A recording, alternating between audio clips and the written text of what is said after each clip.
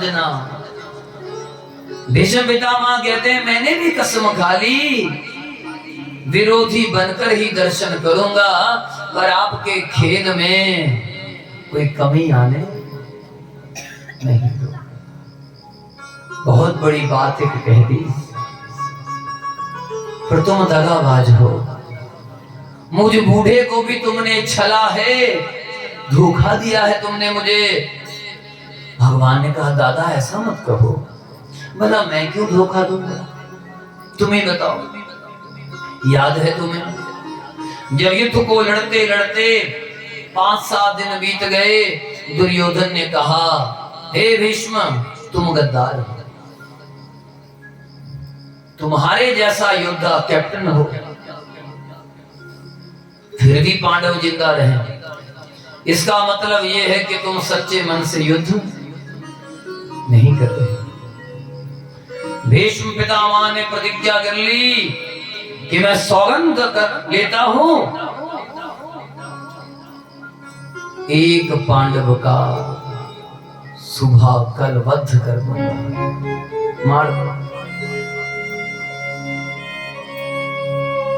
इधर भगवान ने कसम खाई है मैं कुछ बिगड़ने नहीं दूंगा।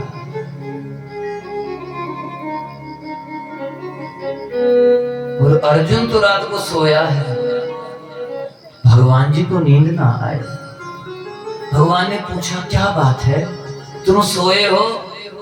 अर्जुन ने कहा जिनके लिए आप जागते हैं उन्हें जागने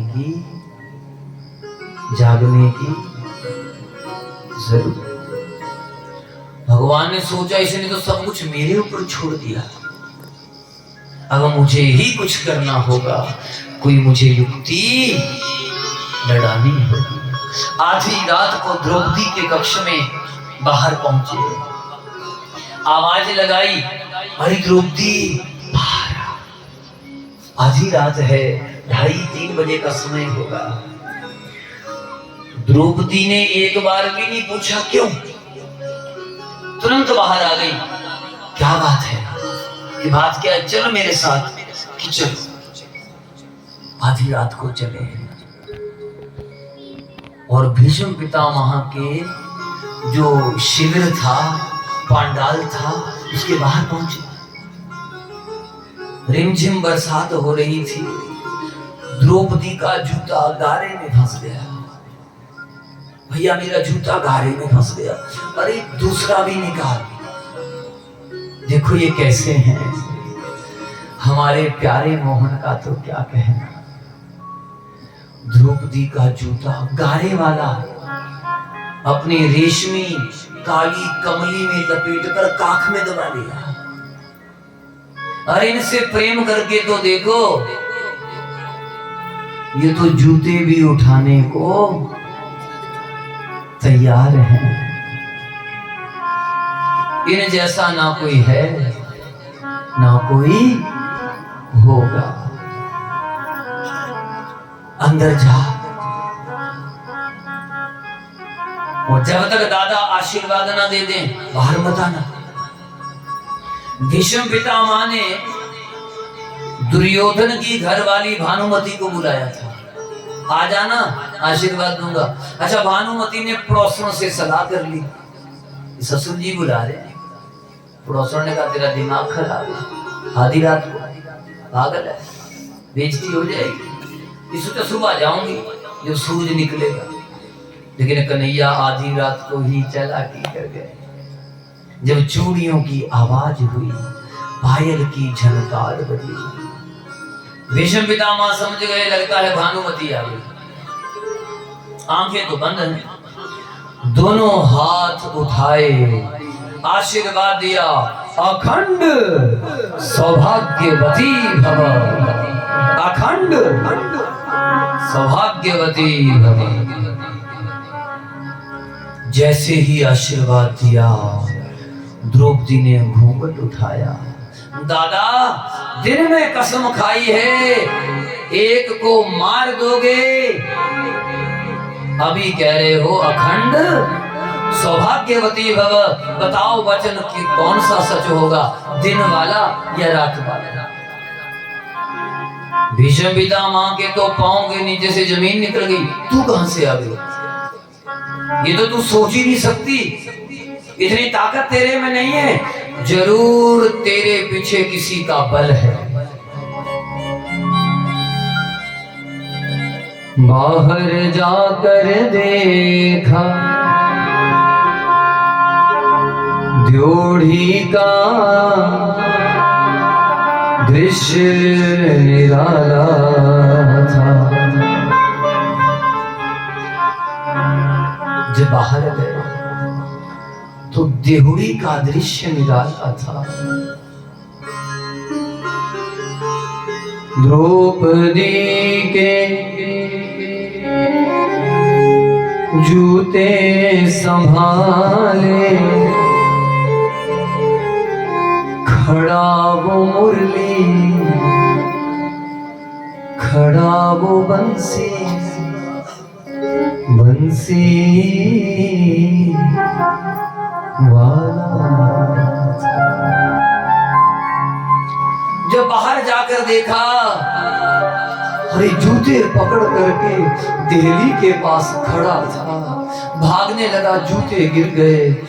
भीष्म पितामह कहने लगे, अरे वो धोखेबाज, रुक जा, ओ ठग,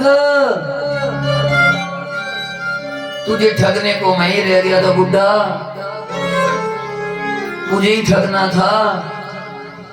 भगवान आए थे, भगवान ने कहा था, दादा क्या कर, तुमने कसम खाई है जिंदा नहीं छोड़ूंगा, और मैंने कसम खाई है कुछ बिगड़ने नहीं। मैं तुम्हारे वचन को तोड़ना नहीं चाहता था, इसलिए तुम्हारे ही वचन से तुम्हारा वचन कटवा दिया। सच बताओ, जीत किसकी होगी? भीष्म पितामह की आंखें भर गई। जीत? अरे जिन भक्तों के तू जूते उठा लेता है, उन्हें मैं मारूंगा? असंभव।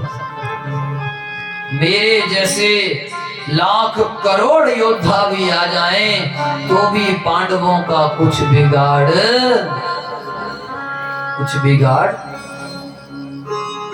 नहीं सकते।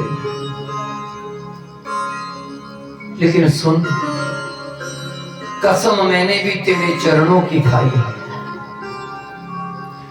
युद्ध कल निर्णायक होगा, मेरे वचन को तूने तुड़वाया है, तेरे वचन को मैं तुड़वाऊंगा। वचन दिया ना, अस्त्र शस्त्र नहीं उठाऊंगा। कल तुम्हें अपना वचन तोड़ना पड़ेगा। अर्जुन को कह देना कि भीष्म को हराना तेरे बस की बात नहीं है, और तुम जानते हो कि मैं कैसे हारूंगा। शिखंडी हिजड़ा है, उसे अर्जुन के सामने खड़ा कर देना, और योद्धा कभी हिजड़े पर वार नहीं करता। युद्ध होने लगा। भीष्म पितामह ने ऐसा भयंकर युद्ध किया, अर्जुन 2 बार तो बेहोश हो गया, और बाण भगवान के कलाई पर जाकर लगे। भगवान जी भी क्रोध से भर गए, रथ का टूटा हुआ पहिया उठा लिया और मारने के लिए दौड़ पड़े। जैसे ही पहिया उठाया, भीष्म पितामह ने धनुष बाण रख दिया। नीचे उतर गए, प्रणाम प्रभु, मैं आपकी यही छवि देखना चाहता था। आपने मेरा मान रखने के लिए अपना वचन तोड़ दिया, पर हाँ, एक वचन और दे दो कि मेरे तब तक प्राण नहीं निकलेंगे जब तक आप सामने नहीं होंगे।